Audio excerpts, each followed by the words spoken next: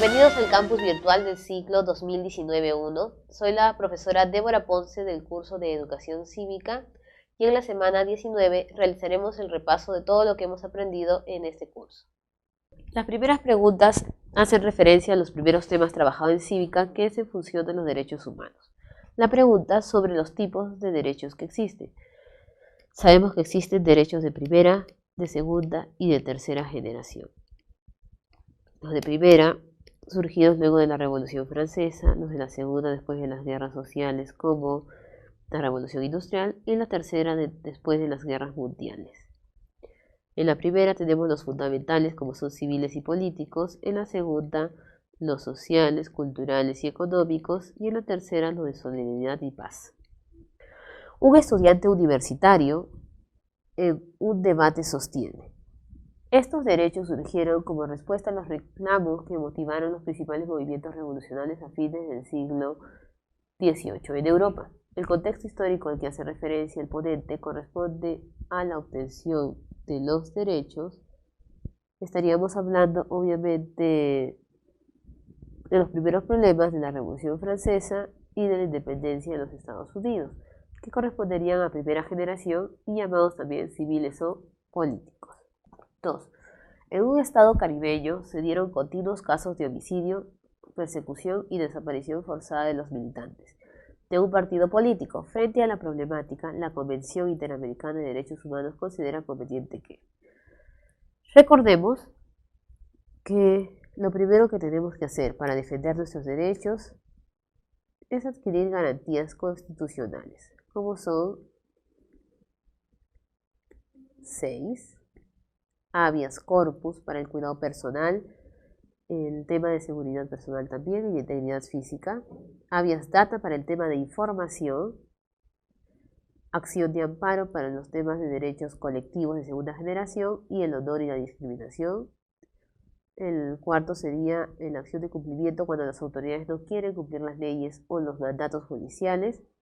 Acción de inconstitucionalidad cuando las leyes o las normas con rango de ley vulneran nuestros derechos y la Constitución, y acción popular cuando las normas menores vulneran las leyes.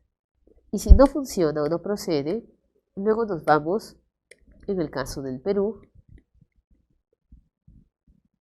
a la Convención Interamericana de Derechos Humanos, pidiendo ayuda y dejando nuestras denuncias en la Comisión Interamericana de Derechos Humanos de Washington. Y si el tema procede, se trataría en la Corte Interamericana de Derechos Humanos en San José. Si fuéramos países y el problema fuera entre países, irían a la Corte Internacional de Justicia que se encuentra en La Haya. En ambos casos de las cortes solo se acercan personas jurídicas. Por eso que en la Corte Interamericana debemos ir primero a la Comisión. 1. La Comisión Interamericana de Derechos Humanos remita el informe pertinente al organismo jurisdiccional. Obviamente que por los casos de homicidio, las personas pueden ir directamente a la comisión y no pueden ir a la corte. 2. La Corte Internacional de Justicia sea el órgano jurisdiccional que emita el fallo para dar solución a la problemática. Y esto es falso porque estamos hablando del organismo interamericano. Los organismos de protección de los derechos humanos tengan participación obligatoria, y esto también es falso porque las ONG nos pueden apoyar, mas no es obligatorio tener el apoyo de ellas.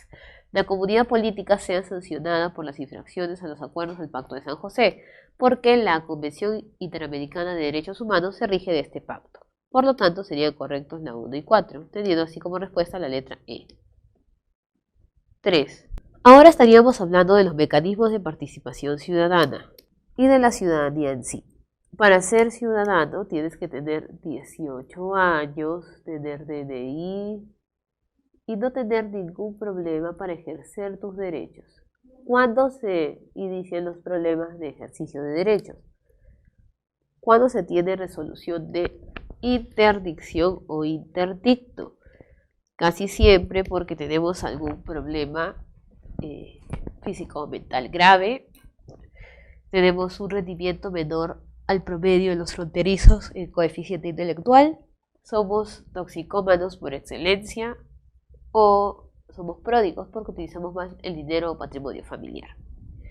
Si tenemos pena privativa de libertad no preventiva y si tenemos la suspensión de derechos políticos. 1. Se circunscribe estrictamente a los derechos políticos. Y esto es falso, porque si bien se llama ciudadanía y tiene que ver mucho con la parte política, también tiene que ver con el tema de deberes y además con algunos derechos sociales. Puede ser restringida por el mecanismo de intervención judicial y eso es verdadero, como hemos mencionado anteriormente. Implica un mayor compromiso frente a la sociedad y eso también es correcto, debido a que al tener 18 años debemos actuar de forma jurídico-política. Es imposible que se adquiera antes de los 18 años de edad, perdón. Y sí hay casos en que puede ser adquirida antes, por temas judiciales o por el tema matrimonial. Cuando se casan antes de los 18 adquieren ciertos derechos fundamentales. O cuando tienen también, por ejemplo, títulos universitarios. Antes de la edad. Letra B. 4. El comité de vecinos de una residencial está organizando una pollada bailable y así recabar los fondos para colocar cámaras de seguridad en los parques de la zona. Un pequeño grupo de vecinos no está de acuerdo y han solicitado a la gerencia de fiscalización que no autorice dicho evento. ¿La actividad programada por la Junta Vecinal contará con la autorización del municipio? No, porque las cámaras son muy caras y lo recaudado pasa al municipio. Sí, porque es un derecho de las juntas vecinales buscar el bienestar de los vecinos. No, porque la colocación de cámaras es una competencia de la municipalidad. Sí, porque el alcalde aprovecharía la actividad para hablar con los vecinos. No, porque es una actividad lucrativa sin fines solidarios de la comunidad. Como sabemos, aparte de nuestros mecanismos básicos de participación, como es la revocatoria, la remoción o del voto en sí, o el referéndum, podemos también participar de organizaciones, tanto políticas como sociales, y dentro de las organizaciones sociales existen los comités de vecinos, que ellos pueden realizar algunas obras para bienestar de los mismos vecinos. Letra B. Una pareja de novios, al sostener una discusión muy fuerte, llegan a las agresiones psicológicas y físicas. Es decir, aquí vamos a destacar un problema.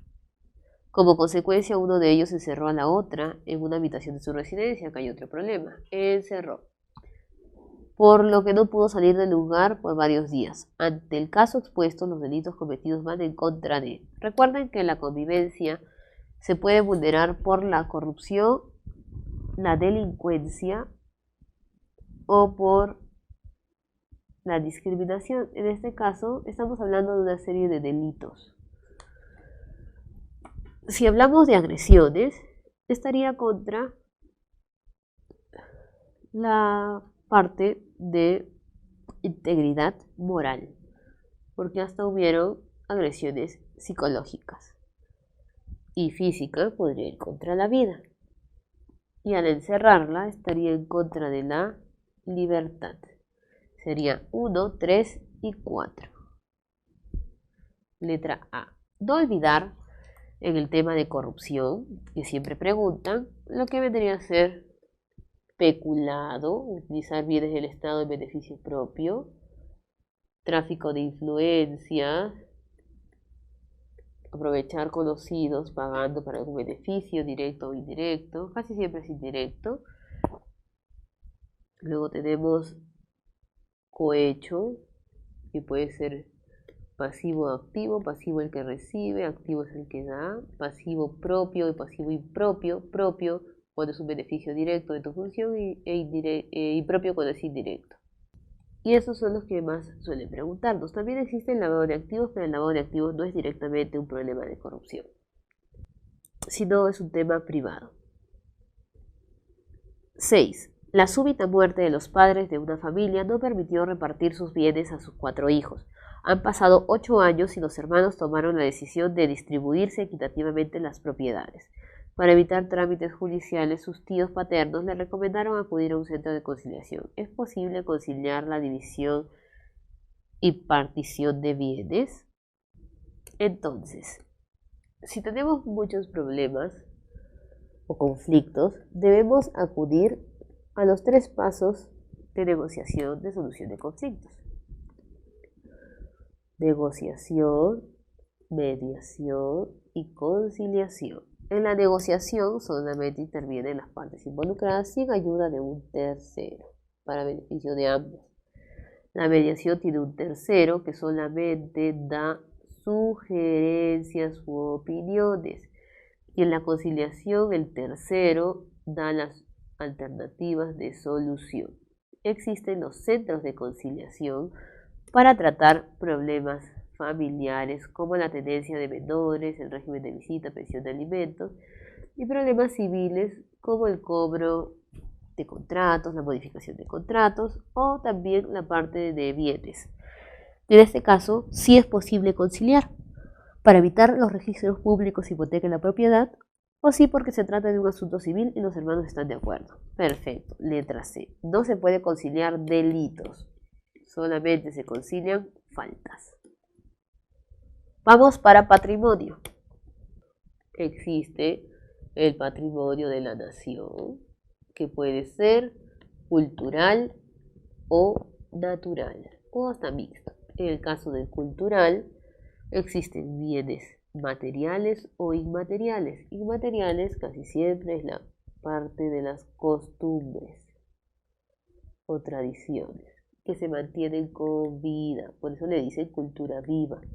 Inmaterial es lo que ya no se está utilizando, porque ha sido producto de la historia. Puede ser inmueble o mueble por su movimiento o porque le falta movimiento, o puede ser arqueológico si es antes de la colonia, y puede ser histórico si es colonia o república.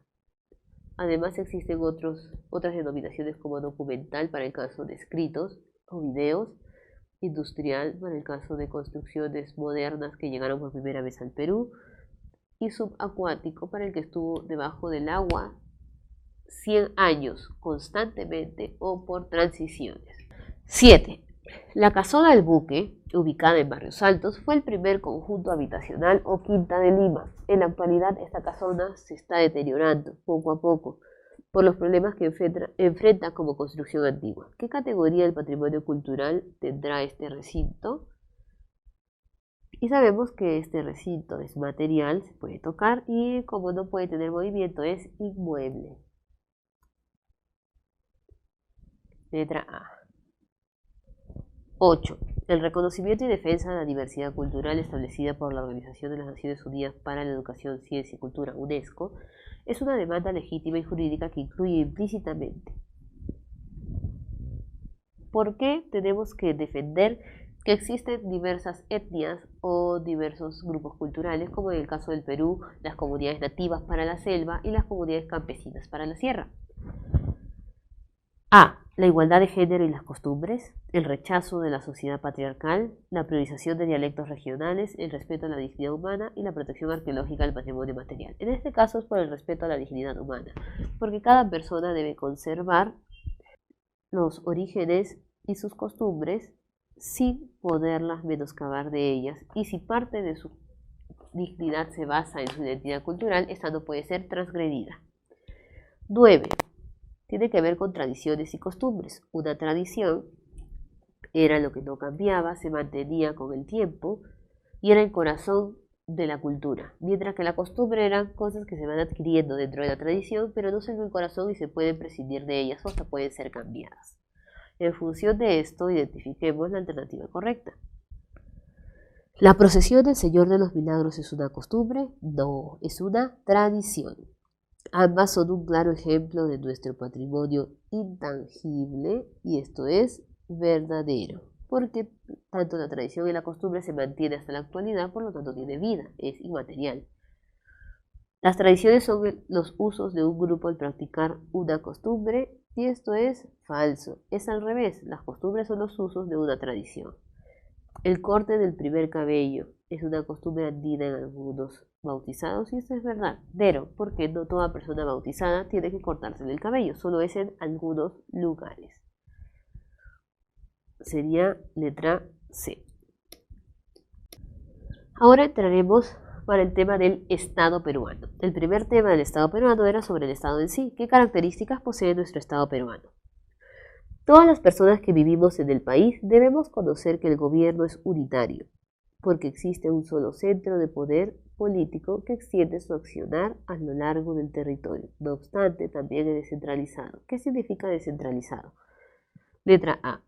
Goza de autonomía económica, política y financiera respecto al Estado unitario.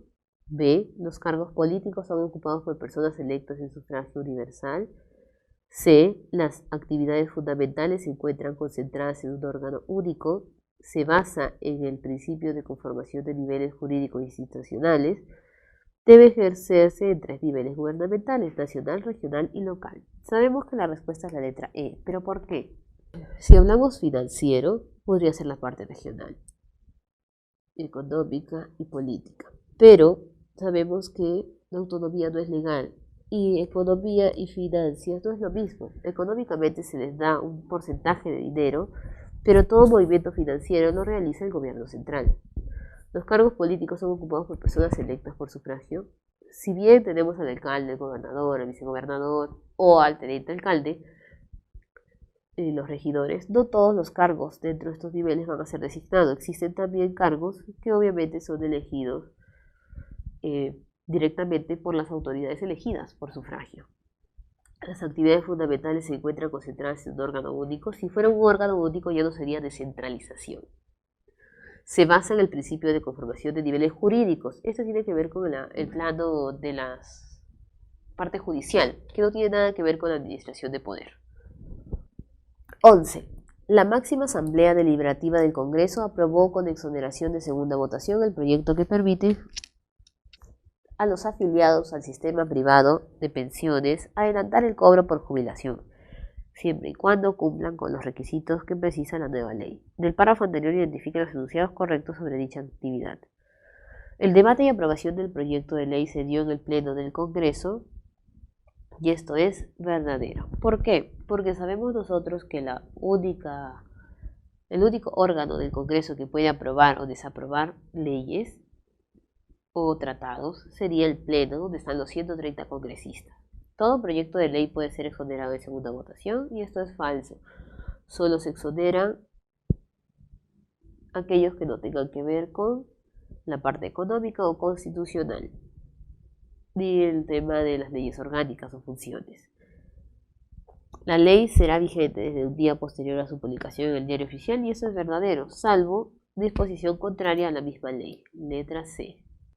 El Consejo de Ministros tiene a su cargo la dirección y gestión de los servicios públicos que brinda el Estado.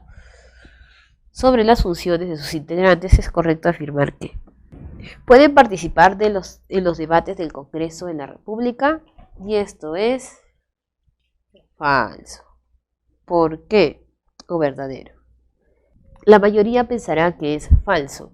Porque tiene que estar solamente con el tema del presidente, porque son los que se encargan de refrendar las cosas hechas por el presidente y tiene que ver con el ejecutivo, entonces no tendría nada que ver con el legislativo. Pero les cuento que, como bien todos dijeron falso al comienzo, es verdadero, debido a lo que señala el artículo 129 de su reglamento, en el cual menciona que los ministros pueden participar de los debates, pero no pueden realizar votación, solo pueden escuchar los debates y hasta pueden tener voz. ¿Por qué tiene relación estrecha los ministros con los congresistas? Debido a que ellos pueden ser interpelados por los congresistas, así que hay una relación entre los poderes, porque si no estaríamos hablando de 3 poderes no articulados y generando problemas. Son solidariamente responsables de los actos ilícitos del presidente. Y esto también es verdadero. ¿Qué significa? Se refiere a que todo lo que el presidente realiza es aprobado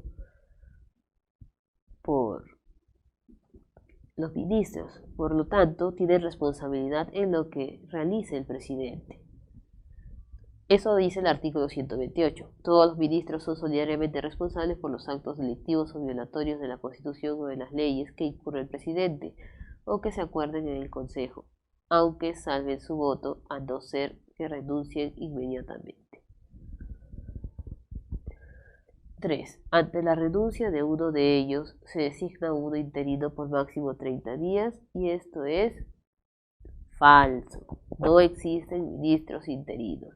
Pero es verdadero, profesora, porque si se enferma tiene que entrar otro ministro. Sí, pero no ingresa otro personaje ajeno a los ministros, quien reemplaza a un ministro. Si tiene alguna enfermedad o un accidente o está suspendido por algún motivo, es otro ministro, que en este caso tendría dos ministerios a cargo, o puede ser también por el jefe de los ministros, es decir, el premier. Salvo contrario caso en que se destituya al ministro. Allí sí se coloca un nuevo ministro. Si se desea, o también se puede colocar como cartera propia del presidente del Consejo de Ministros. 4. Están impedidos de ejercer otra función pública excepto la legislativa. Y esto en este caso es verdadero, porque sabemos que los ministros no pueden hacer otra función salvo que hayan sido elegidos antes como congresistas. El ministro de Defensa puede ser de las Fuerzas Armadas y del Interior puede ser un policía. Letra A. 13. En una comunidad perteneciente a la cooperativa agrícola de Chichau City, en Junín, se llevará a cabo la elección del juez de paz.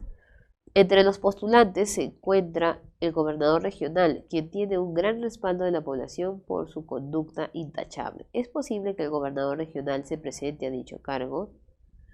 Como sabemos, los jueces de paz son elegidos por el pueblo, pero al igual que en la mayoría de cargos del Estado, no pueden ejercer otra función pública ni ser miembro de las Fuerzas Armadas o de la policía.